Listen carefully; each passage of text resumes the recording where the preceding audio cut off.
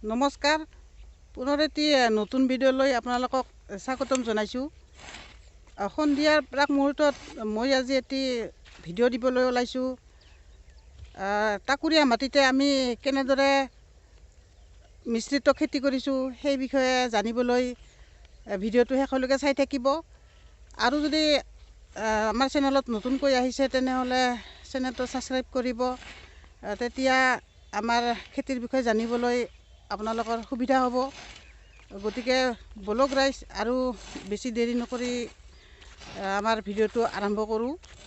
বেঙেনা খেতি অতি লাভজনক খেতি। জাতভেদে গোটেই বছৰ ধৰি ছিঙিব পাৰি।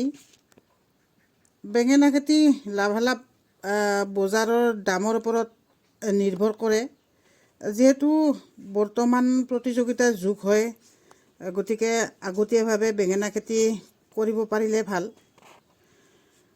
আজিকালি বজাৰত বিভিন্ন প্ৰকাৰৰ হাইব্ৰিড জাতৰ বেঙেনা বীজ পোৱা যায় যদিও আমি কিন্তু থলুৱা জাতৰ ভোলা বেঙেনা দিছোঁ।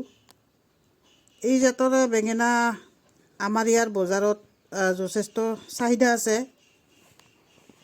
বেঙেনা খেতি যিহেতু দীৰ্ঘকালীন শস্য, গতিকে মিশ্ৰিত খেতি হিচাপত কমদিনীয়া খেতি লগাব পাৰি।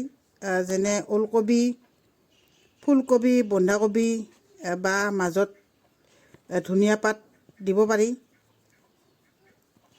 চাওকচোন আমি কিদৰে মিশ্ৰিতভাৱে এইবোৰ লগাইছোঁ। বেঙেনা খেতি শাৰীৰ পৰা শাৰীৰ দূৰত্ব 2 হাত আৰু গছৰ পৰা গছৰ দূৰত্ব 1 হাত দিছোঁ।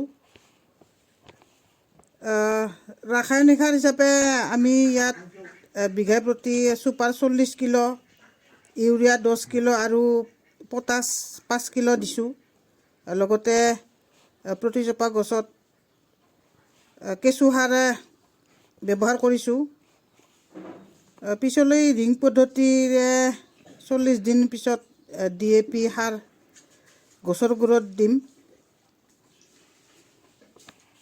গতিকে পিছলৈ কবিসমূহ উঠোৱা হ'লে হেণ্ড ট্ৰেক্টৰৰ মাজৰ অংশ চাহ কৰি মাটি চপাই দিম। এনেদৰে আমি মিশ্ৰিত খেতি কৰিছোঁ।